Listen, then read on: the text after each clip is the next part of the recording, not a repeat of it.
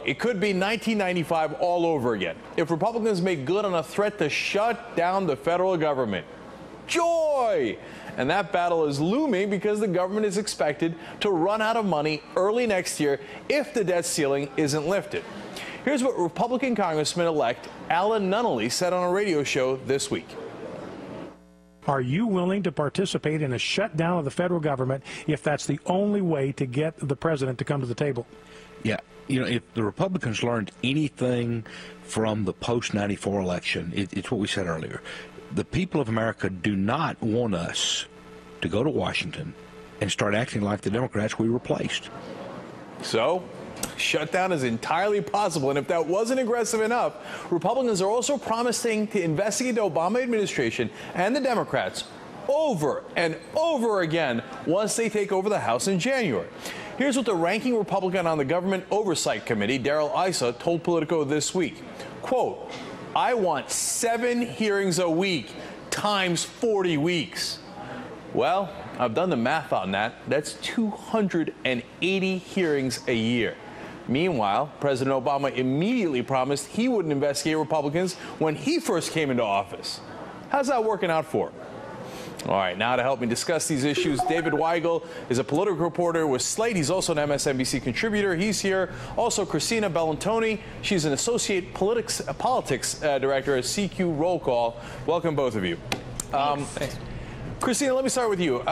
We've got these guys who seem to be rather serious about investigations and shutting down the government.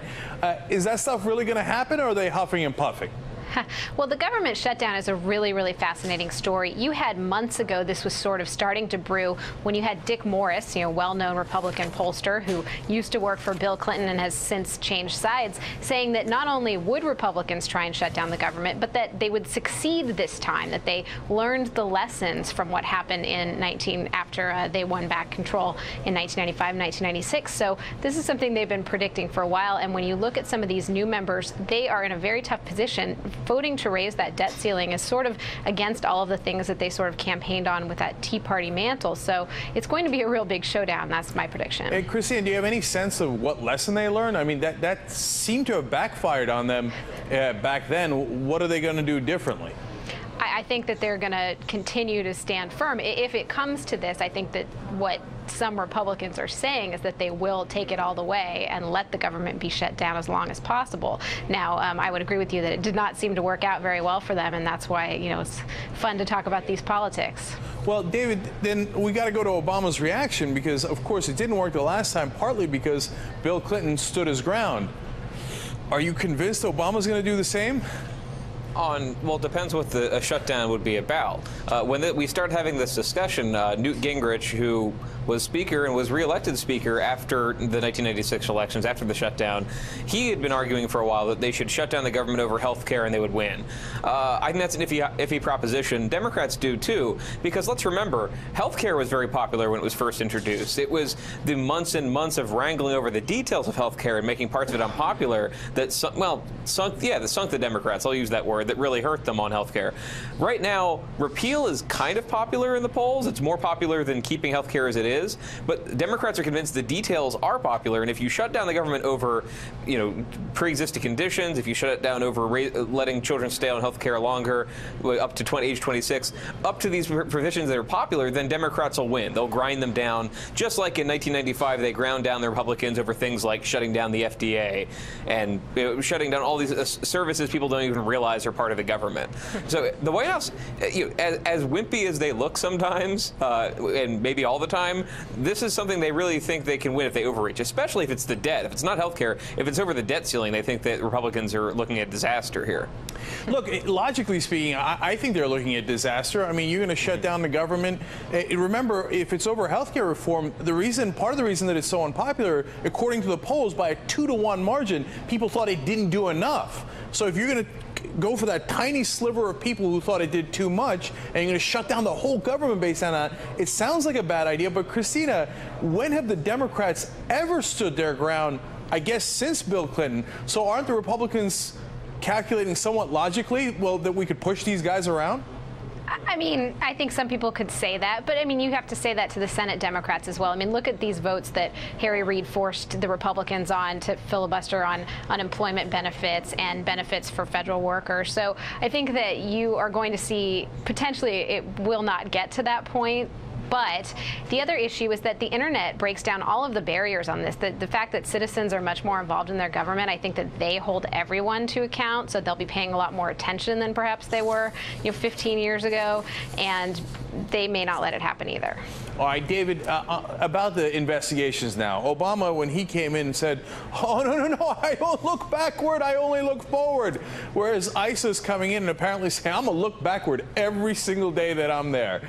So was it a bad strategy by Obama to, once again, apparently to do unilateral disarmament on that issue? I actually don't think it was. I think you can look at Republicans and what they're planning right now without saying that Obama and Henry Waxman and Ed Towns should have opened up this presidency with a bunch of truth and reconciliation. Look at the way Darrell Issa has been talking about this. Darrell Issa got this job as ranking member in part because everyone in the Republican conference knew he just had a ton of energy that wasn't being spent on anything useful. They could spend it usefully on him running to cameras, Bluetooth located right above his ear, and explaining the 5 scandals he thought were important that day. He's calmed down a little bit as we got to the election. He's amped up a little bit since the election, but listen to what he's saying. When he says 7 investigations, it's not 7 investigations of where Joe Sestak sharpened his pencil and what Michelle Obama put on the menu somewhere. He is saying this will be a happy-go-lucky committee that investigates whether stimulus money is being spent effectively, and there is some public desire for that. There's also a lot of room to demagogue that. Now, if he was talking about going after scandals that Republicans amuse Republicans and no one else, that'd be a problem. But from what I understand, they're really not interested in doing 10 Acorn investigations. You're not going to hear any birther stuff. You're not going to hear anything crazy because they might have forgotten the lessons of the shutdown, but they definitely remember Dan Burton in the 90s making Republicans look like fools for investigating every random Clinton scandal that was on the Drudge Report. Sure. And then you know what happened in 2000? They won the election. Well, okay. And they intimidated Al Gore from running away from Bill Clinton. Those investigations on a macro-political level totally worked. And, of course, ICE is not going to come out now, although he did in the beginning. He said, oh, yeah, I think Obama is one of the most corrupt presidents, and then he had to walk that back. He said he was going to investigate Sestak, the guy that you mentioned, in terms of what Obama promised him, and then he walked that back. But for now, he's like, oh, no, of course they'll start benign. In fact, here we have the list for you.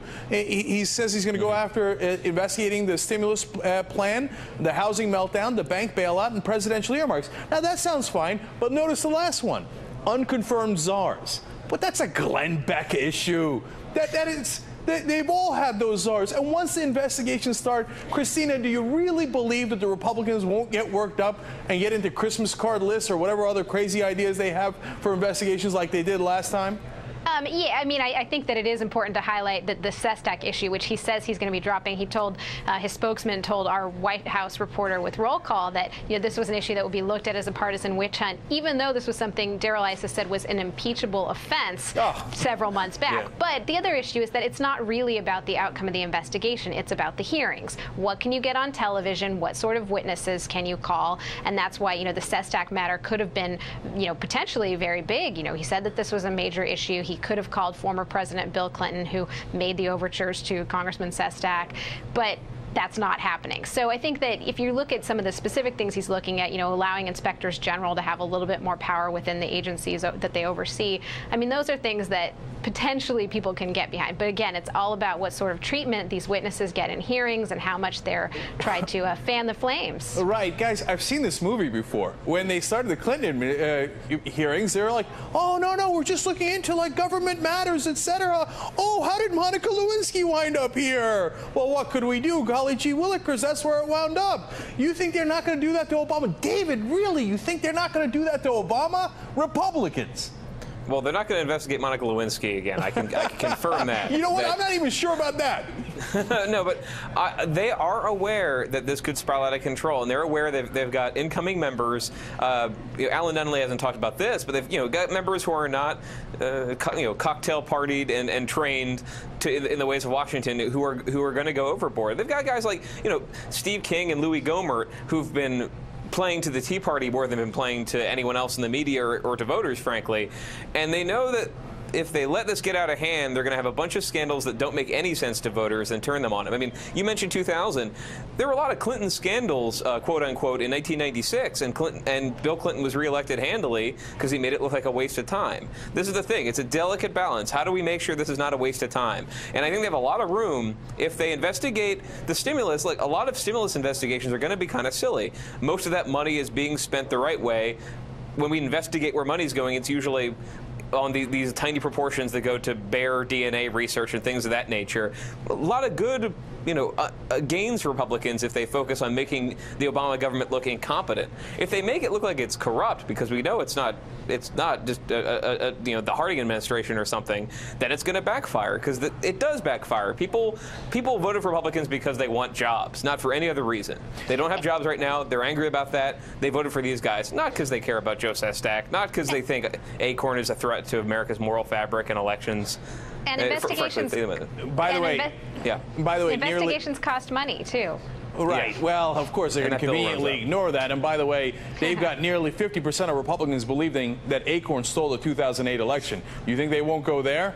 Okay, look, David, I think you're a little bit more optimistic than I am, but I did love the new word that came out of this segment, cocktail party. I don't think you want to be cocktail partied, but I'm not sure. All right, David Weigel and Christina Bellantoni, thank you so much for joining us. Really appreciate it. Look, I want to say one word on this real quick before we leave. You've got to... Obama says never... torture, even though he just admitted it in his last book, said, yeah, I waterboarded him. We've prosecuted people for that before, including a Texas sheriff, but we're not looking backward. He said he's not going to go after Bush on warrantless wiretapping, on the Iraq war. He's not going to go backwards on anything, even though he had this treasure chest of illegal actions to go back to, or possibly illegal actions, if you want to be kind. But when the Republicans get it, they don't need anything. They don't need a scandal. They don't look at. We're already talking about quote unquote impeachable offenses and how Obama's the most corrupt president. Based on what? Based on nothing. But the Republicans are coming. They're coming for him, and it seems like Obama, for the 88th time in a row, doesn't realize it. Okay, wake up. They're on your doorstep.